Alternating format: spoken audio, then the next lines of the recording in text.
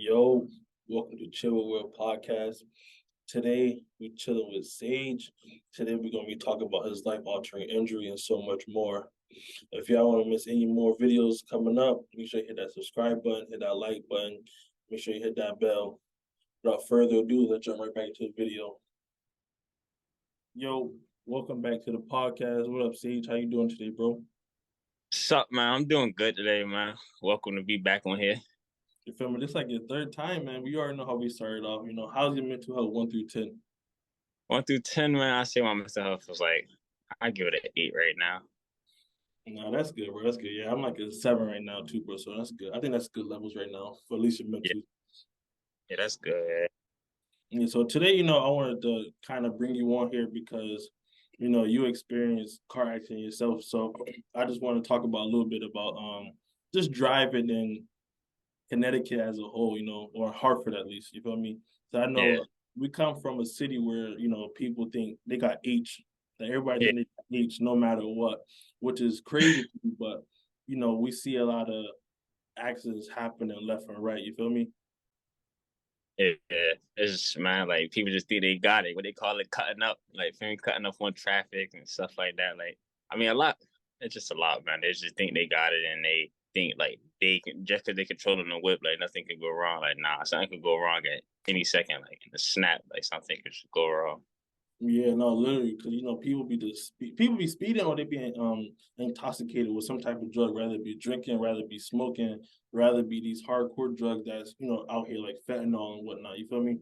So Yeah. when it comes to stuff like that, oh, excuse me, I think people just got to be more aware. It's like, bro, like you Mhm. can't just put your life and somebody else's life in danger because you don't want to drive, you don't want to like call an Uber or something like that to come pick you up.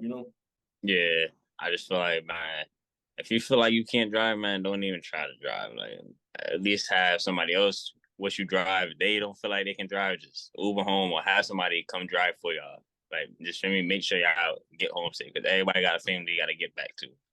Everybody got a.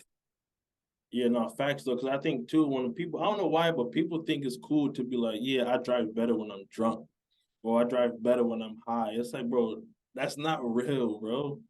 Yeah, that's not even cool to be saying, man. Like, yeah, I feel like you intoxicated, like it's gonna get worse. Like you might think you see something and just hit something, or you might black out for a minute, close your eyes, doze off, and just I mean, you never know. No, facts though. So, like I said at the beginning, you was in a car accident a couple of years back. Tell me a little bit about that. Yeah, so I was involved in a car accident in 2020, August 16th. I was a passenger of the car. We was coming from East Hartford. We was on our way to Hartford, and we had end up crashing on a highway. We end up hitting a guardrail, and the guardrail end up coming through the car, coming through my side, the passenger side, and hitting my leg, and I end up breaking my leg, and a lot of life changing happened. Yeah, no, I feel you, bro. So, like during that process of just kind of on impact at least, like what was going through your mind when you just felt the impact? Impact, I say the impact was crazy because I saw it, so I saw it coming, so I braced myself, and I'm like, oh, like feel me, I even grabbed the driver like yo yo yo, feel me, when we Mm. crashed, crashing, and I like blacked out for like a second. And I like looked around like, oh snap! Now I came back like, oh, like we just got in a car accident. So I was just like, well, like I came back to life. Like I'm thinking I'm fine because I don't feel anything. My adrenaline's rushing, so I'm thinking everything good. So I'm just like, oh, we gotta get out of this car. We just gotta get out. And I'm just swimming. And as I'm getting out the car, I just swimming. I'm getting my legs and stuff all sliding out. Then that's when I just happened to see my leg. And I just know I like, oh yeah, my leg broke. And then that's when everything just hit me. And I just started feeling all the pain and stuff like that.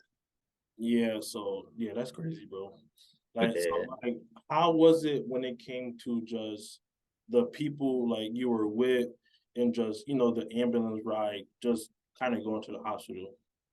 Yeah, I mean like the people I was with, they was good. Like I had somebody else that was on driving with us, like behind us. They had pulled over. They had came to the car and make sure everything was good. They Mm. had called the ambulance. She even called my brother, called my mom, And crazy thing about that, like ambulance worker was on the highway at the time, so like she said she just got off work, so she had came up to me and she was making sure I was good, checking on me, and you know I'm breathing good and everything's all right with me. So I mean, like everybody was there from the scene, like everybody that was around that saw it happen was there for me. Okay, that's good. So how was it like when it came to like going to the hospital? Do you remember do you recall any of that from what the doctor was telling you, or even before or after surgery? Yeah, I remember like going to the hospital when I went to the hospital. They put me in the ambulance. I remember them cutting everything off me, cutting my shirt, pants, and stuff like. I was kind of mad. They cut my shoelaces on my shoe. I kind of felt that. I'm like, man, they about to cut my shoelaces on my shoe. I was kind of mad at that, but I'm like, man, they got to do it to save me, keep me Wait, good. real quick. What shoes you have on? I have I had some fives. I forgot the name of them, but they like blue and the tongue is bronze. I forgot the name of them. I think they call it bronze five or something like that. Mm-hmm. Think so. Yeah. Think so. Like, so it hit you right then and there when it hit impact, or when you got out of the car. That's when it, like kind of hit you in the sense of like, dang, like my life about to be changed forever. I would say it didn't hit me until like I was going through the surgery because I'm in my head I'm just thinking regular car accident. I just got a broken leg. Like I just all I'm thinking like I ain't broken leg. I'm gonna be out for a little bit. I'm gonna be right back as you feel me regular old me. Be on some crutches, cast a little bit, little boot, all that. Like I'm just thinking everything's gonna be all right. Yeah. So how many surgeries did you have altogether? Um, to be honest, I really don't know, but I can just say I had at least 20 plus surgeries. At least 20 plus surgeries. 20 plus? Dang, I don't even 20, remember being that many. yeah, I had at least like 20 plus surgeries, man. They was in there doing all they could. Yeah, dang. So like during those hospital days and stuff like that, for me, seeing you coming up and seeing you stuff like that, like you was like just dropping weight. Like you already skinny, feel me? But like you Yeah, was like dropping weight. So it's yeah. like, do you think it was like the medication that they had you on towards like you were just dropping weight so fast? Nah, I would say it was a surgery because it was to the point I was really like going to surgeries like back to back, and like and right before like surgeries, you can't eat nothing. Like you can't eat, you barely could drink anything. Like it's just they have you waiting. So it's just like times I used to wake up 7, 6 in the morning, and they used to come tell me, "Oh, you got surgery at this time," and I can't eat Mhm. that whole. I wake up 7 in the morning. I don't got surgery until 3, 4 in the afternoon. What you mean I can't eat nothing? Like, I mean, so I Yeah. think that causing me to lose mad weight because it's just like I wake up in the 7 in the morning. I can't eat until after surgery. I don't get out of surgery until 5, 6 o'clock, and then I'm eating it. And some days I had to do it again, like back to back, right back into surgery. So I'm like all them long hours not eating and stuff. I feel like that made me lose mad weight, and I lost like 40 pounds in the hospital, man. I'm already skinny, man. I was skinny, man. Yeah, bro, that thing was crazy, bro. Like just seeing the weight just kind of come off you as you already skinny, you're just like, bro, like what is going on, bro? Like, why are they, Yeah, like me, like outside looking in, it's like, bro, why are they not feeding home, or why they not feeding my boy? Like, why he not? yeah. But I didn't know that they was giving you surgeries back to back like that. Yeah, I was getting surgery, mad surgery, and it's not to the point like I wasn't eating like because mom used to come up there and bring me food Yeah. here and there. Every day she used to bring me food, so I used to be eating good like so. Instead of just them surgeries, man, them surgeries back to back was just doing me bad, man. Them long hours without eating just had me dropping weight like crazy. And so, how long was you in the hospital for altogether? Um, I was in the hospital probably I would say 2 to 3 months, including rehab. Like I say 2 to 3 months. Dang, that's long, bro. Yeah, That's in long. there looking for walls, man. And when visiting hours over, man, it was just me in there, man. Just thinking about it. So now, like on the real, like how was like your mental health going through that whole process of being in a bed, like being in a hospital bed, this whole like for that whole almost 2 to 3 months, and also being away from your family and friends and not being able to really, do much besides lay in the bed. So, how was your Yeah, mental health during that time? man. I would say my mental health was down, man. It wasn't up there. I wouldn't say. I would say I was probably like a a 3 in there, man. I was losing myself bad in there. Like I really was. Yeah, because I think like like I never been in the hospitals where like I had to stay in there for more than a day, but it's like Yeah. I know that's rough because too I think when you're in the hospital for that long, I know like I think at that time it was like COVID was kind of like at its peak. Yeah, so yeah. So I Yeah, really had visitors at that time. So it was one visitor. It was just one visitor. And if I had a visitor, nobody else could come up until they leave or whatever. yeah, I think too. I think at that time it was like they wasn't letting nobody stay the night too, like how they normally did before. They wasn't letting nobody stay at night. So when visiting time was over, he had to go. Yeah, cause I know like I just know like them days or them nights were just like probably felt long to you, just for the Yeah. simple fact of like dang like I can't somebody not with me right here right now. Yeah. So it was just long, man. Like, and I can't do nothing by myself. So I need help with everything. I gotta call the doctors. Like I can't get up. I get hungry. I can't warm up the food or nothing. Like I gotta call the doctors for everything to help me. Gotta use when I gotta use the bathroom. Gotta call the doctors. All that. That's Yeah, to the point. I was like, damn, like I can't do nothing. I'm a baby again. Like, you know what I mean? yeah, I know it's okay. I know you're a very like independent person, so I Yeah, know during that time you're having to literally like depend on everybody else and wait on everybody else time to where it's like I know that was kind of annoying to you in a sense because it's like a you so yeah, used to doing stuff yourself, so now I gotta wait 5-10 minutes to use the bathroom, or wait 5-10 minutes to get some food in my system, or to come yeah, help with something. yeah. So, yeah, man, that joke was killing me in there, man. And then I was just like, man, I'm ready to get up out of here. But I was just like, man, whatever they gotta do to keep me going or get me on my way, man. I'm all for it, man. No, facts though, facts though. All right, y'all. My bad for interrupting. But I gotta remind y'all, make sure I hit that subscribe button, hit that like button. Also follow me on Instagram, TikTok, and Twitter. The link to those will be down below. But without further ado, let's jump right back to the chill session with Sage. Like All my right, so boy. do you remember what bones you broke or how many bones you broke in your leg? I really don't know the answer, but I do know like they had told me that I had lost a big part of my shin during the night of the crash, and they couldn't find it on the highway or they couldn't find it inside the car, and that played a big part. And my leg, they said I had lost that, and they was gonna have to take a bone from like I think my hip or something like that to replace it.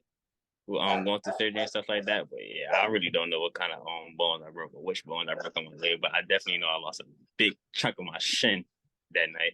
Yeah. So for those who don't know, his leg, those who don't know, do you want to kind of tell them what did happen? Yeah. So from August 16th to September 22nd or 23rd. Yeah, I was going through surgeries back to back, trying to save my leg and stuff like that. And one step had failed, so I had end up getting my leg amputated from the below the knee. I ended up getting my right leg amputated on I think it was September 22nd or the 23rd. Yeah, I ended up getting my leg amputated below the knee. Yeah. So like, yeah, that's crazy. That's crazy just like hearing you say that. Yeah. Like, so it's like how like so in your mind, like what's going through your mind like right after that or kind of getting out of that surgery process? Like what's just going through your mind? Um, a lot was going through my mind because it's like the day the day they told me I was gonna have to get my leg amputated, they did the surgery like the next day, so I couldn't even really process it. Like it happened so fast, I really couldn't even process it. And then like the day that I did get amputated, like I didn't look at my leg that whole day until my mom came and she ended up like asking me did I look at it yet, and I was just like no, I didn't. We had ended up looking at it together and stuff like that. It was a lot for me and stuff like that. So yeah. Yeah, that's crazy, man. That's crazy. So you talk about mommy a lot during this interview. It's like so what did mommy bring you during that process?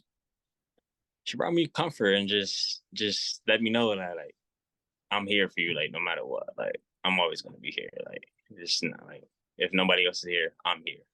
And she Mm, was there every day. every day. She didn't miss a visit. So to the point I used to tell my visitors, like, yeah, like you might as well go another day, my boy. Like she got all the time. Yeah, and I think like I think I think realistically, mommy literally like that ride or die chick. Feel me? Like for all her kids, like every time like we all going through something or every time we go through something or we feeling down or something like that, she always there to kind of pick us up and show us the light to where it's like, yo, like you're not alone in this journey, whatever Yeah, journey you're going through. So like just her going through like her seeing you every single day does like attest to that. Like she really that mom that's like ride or die for you no matter what. yeah. And she was just, being strong, being there for me. Because if you didn't know that, for me, our pops ended up passing away in March. And then 5 months later, I ended up getting in a car accident. So she had to be really strong about that. So she was just there support and just showing me that she's a strong lady and she's gonna get through it and we're gonna get through this together. Yeah. Definitely. I think definitely like that whole like we're like to keep it a stack like that whole 2020 year was just rough for just our family as a whole. So like just for like I don't know about the rest of our siblings, but I know for me at least it's like from losing our pops and then you going through this accident.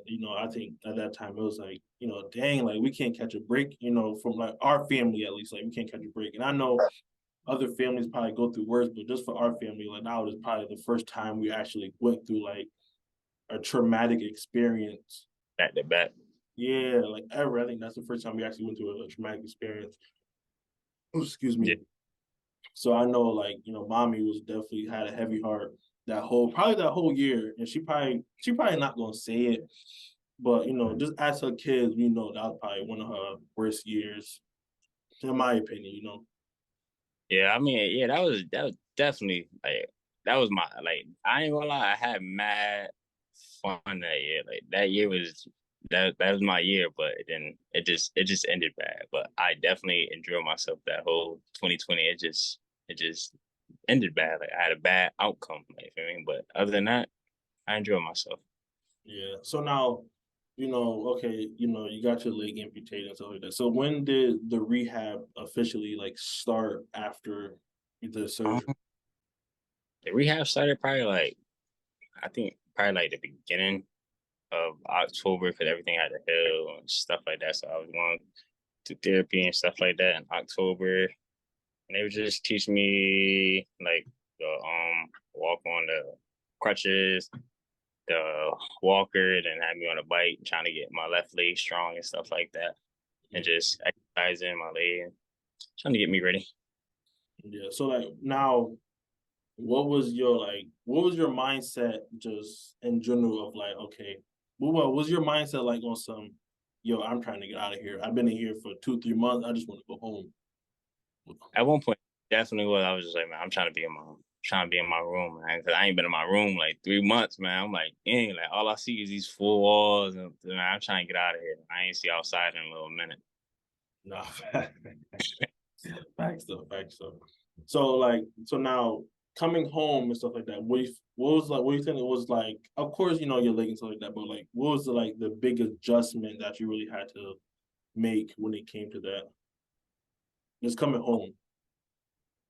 I said, just man, like coming home, probably, probably still having people come visit me or try to come visit me, or still needing help to like take a shower and still like get my food. I still needed help. Like it wasn't like so. I still felt like I was kind of in the hospital and stuff like that. Then me not wanting people to come see me when I had let them know I was home because I was like I didn't let if you didn't know I didn't let anybody know I got my leg amputated. Only Yeah, my family. I didn't really come out with to the world or to my friends or whoever. I didn't come out to them and let them know until like later on down the line when I started getting my prosthetic and they were teaching me how to walk in it. Then I let the world know what I was mm, going through, stuff like that. yeah. I definitely want to like share a little story. Like, I'm not gonna give all the details up, but like, I know like the first couple days you came home, like, me and you had like a little moment, so to speak, when it came to you just coming home and being independent. Yeah, But I'm not gonna go into details about that conversation that we had, but I think right there I knew like like my guy got up. like, you gotta figure this out on your own. I can't, like I can't like we can't like, oh, not me, but like everybody, we can't kind of, Mm. we can't push you, or we can't be all over you, because Yeah. it's like you're gonna get annoyed and overwhelmed. So Mm. amongst that conversation that me and you had, I knew that, okay, like I can't baby him, because I know that's gonna frustrate him even if I do, because you're so independent. Yeah. So yeah, I kind of felt like that too. But I'm just like, man, like let me figure it out. If I do need help, then I'll let you know. But like, let me at least try Nah, to do it. Or you kind of, oh no, I got you. Oh, I do it. I got this. Nah, like let me give it a try before anything. yeah. So I knew, yeah, I knew, like when that with that conversation, I knew that they're like, yeah, like people gotta stop, trying to coddle you, so to speak, because you still want to feel independent in some kind of way. Yeah, yeah. Yeah, so I definitely know that. So now you talk about your prosthetic leg and stuff like that. Like, how was that process? How was that process going for you? That process was crazy. I ain't gonna lie. It was a lot for me. It was draining, stuff like that. Just going through the process, good at getting it fitted, learn how to walk again. Like I really felt like I was really a baby again. Like I really had to go through steps to learn how to walk again, all that. So it was just allowing me like and don't walk the same. And it was just a lot. Like I just had to adjust to a lot. Yeah. So now, like in the present day, now it been almost 3 years since the accident and stuff like that. How has how have that process still been going, and have you fully adjusted to everything? Um, Process still going, and I feel like I haven't fully adjusted to it. I mean, I still, everybody had 8 days, so I still have my days and stuff like that. But I do want to go back to therapy and stuff like that, just to like to work on more stuff and like probably to get back in the gym, start playing basketball again. So if I always playing basketball on my off times and stuff like that. So I want to get back in the gym, start playing ball.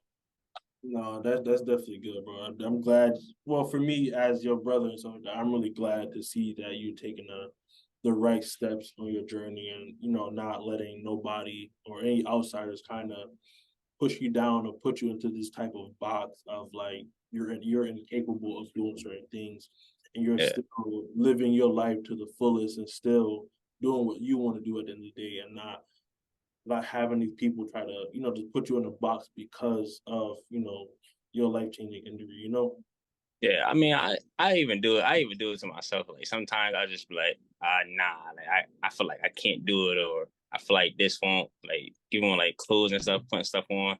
I be like, nah, I can't wear these pants. I don't like how I look, or I don't like how these shoes look. Like it's just a lot. So I do it to myself sometimes too. So I be cutting myself off to things like, nah, I don't think I can do it, or I don't feel up to it, or I don't like how something looks. So I mean, I do it to myself. Yeah, so I got like two or three more questions. So the one of the few questions I got left is like, now, like, where is your confident level now? Because on your social media and stuff like that, you are posting more pictures and Yeah. stuff like that with shorts or going on vacations and stuff like that. So like, where's your confident level at now?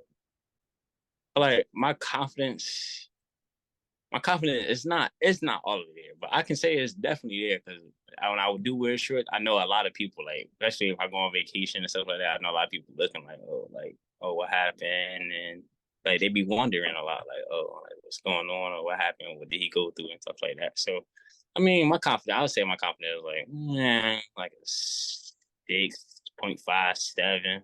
It's not all the way there. I still have my days, and I'm like, nah, I don't want to be short. I don't want everybody looking. I don't want to be attention around everybody. You feel me? Yeah, yeah, yeah. So another thing too, like, do you have like, well, what like advice would you give somebody that's going through a life-altering injury, rather it be like, something you went through, or even something different? Like, what's some advice you would give them? Man, just don't give up, man. Just keep fighting. It's gonna get better. And people like to make sure you got a right group of people around you to keep you up. Don't make sure they're not bringing you down, and don't feel like you just can't do something because you went through what you do. Like just keep trying. Like it's something gonna come.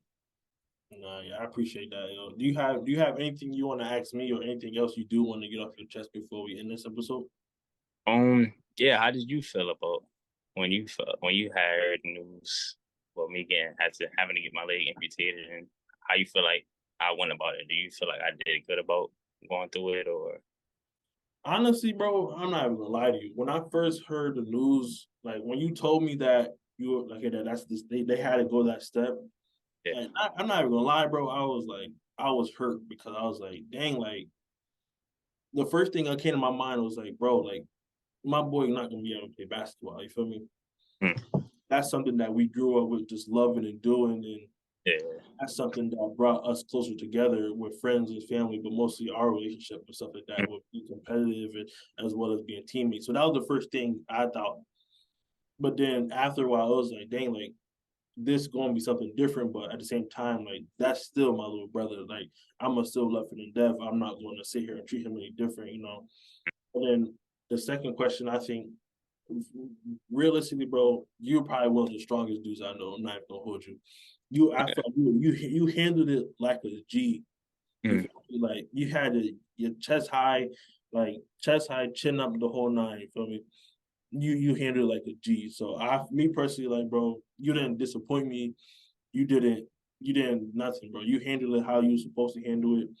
And I'm just forever proud of you of just making it this far and understanding that it was a whole process and you really thugged it out like a G. And yeah, I don't know, I really applaud you on that, like for real. Like I really applaud you on that. And like, like I think that was just like so I think that part is like, yeah, like this dude really a solid dude, you feel me? mm, And like I said, I'm just really proud of you of just how you handled it and how you continue to handle it, just from the outside looking in as well as being your brother. It's like, yo, this dude is really rocking it, feel me, and still doing what he doing. Like that never happened to him. So it's like I really applaud you and I really like admire your confidence level when it comes to that. You know, feel me? Because I think a lot of people want to go through that. So me personally, I just feel like, bro, you blew my expectations out of the water from the jump.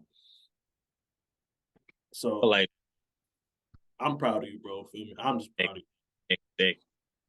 you. Yes, I'm proud of you, bro. And like I said, I love you to death. And like I really thank you for coming on the podcast and just being vulnerable and sharing this with me as well as the people that's listening and watching.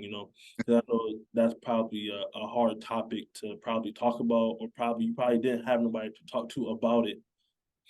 So like I really applaud you for just talk about it and open up and just letting at least the world know and let the world see your progress and letting the world see your emotions and not really hiding it or locking yourself into a dark room of Yeah, getting, like, so I really applaud and I really appreciate you for just coming out and opening that door to let me walk in and see what your life look like.